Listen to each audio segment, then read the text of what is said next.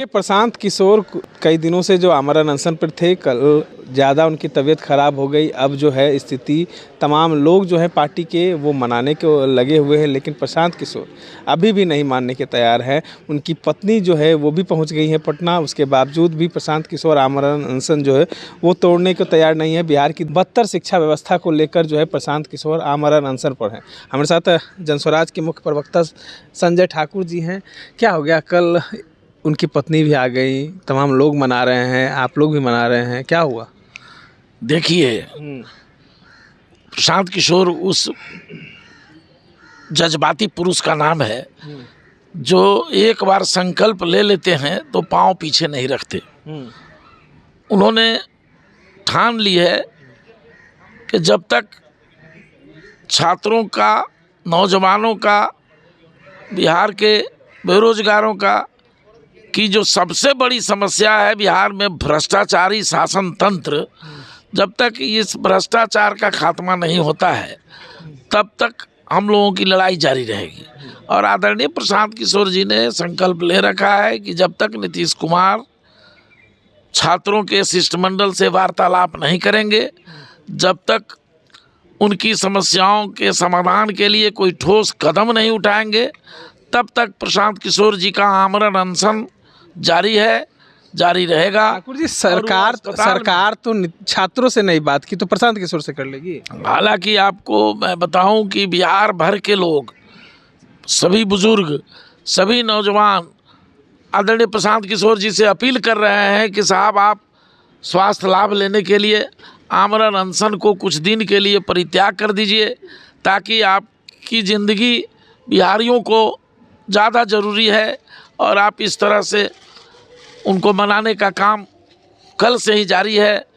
कई बुजुर्ग नेता हमारे उनको समझा चुके हैं, उनके परिवार, उनकी अर्धांगिनी भी उनके पास आ चुकी हैं जो उनकी सेवा में हैं। उनका भी अनुरोध बार बार हो रहा है। लेकिन आदरणीय प्रशांत किशोर जी बिहार के नौजवानों के हित में, बिहार के छात्रों के हित में, बिहार के बुजुर्गों, गरीबों और मजलूमों के हित में जो उन्होंने आमरण अनशन की शुरुआत महात्मा गांधी की प्रतिमा के नीचे की थी, वो अभी भी अस्पताल में रहते हुए भी वो जारी है। एक सवाल है, जिला प्रशासन ने एक प्रेस विज्ञप्ति जारी की है, उसमें कहा गया है कि प्रशांत किशोर जो है वो 25,000 रुपया जो है राशि जो है जमा करने के बाद शर्त पर जो है उनको बेल मिला है। आप लोग कह रहे हैं कि बिना शर्त उनको बेल मिला। देखिए, आपको मालूम होना चाहिए जो शर्त पहले ऑर्डर हुआ था कि गांधी जी की प्रतिमा के पास आपको फिर से धरना देने नहीं जाना है, इस शर्त का उन्होंने विरोध किया था। और इन्होंने सत्य के लिए आग्रह किया कि साहब, हम गांधी जी तो हम सब के हैं, क्यों नहीं वहाँ हम जाएंगे, ये हमारा फंडामेंटल टाइटल है, ये हमारा मौलिक अधिकार है।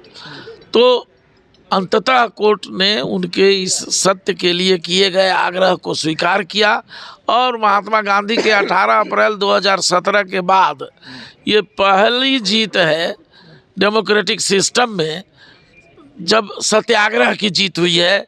प्रशांत किशोर जी के सत्य के लिए किए गए आग्रह की जिला प्रशासन ने जो जारी किया है वो सही है या ये जिला प्रशासन और पुलिस प्रशासन तो नीतीश कुमार की सरकार का पिट्ठू है।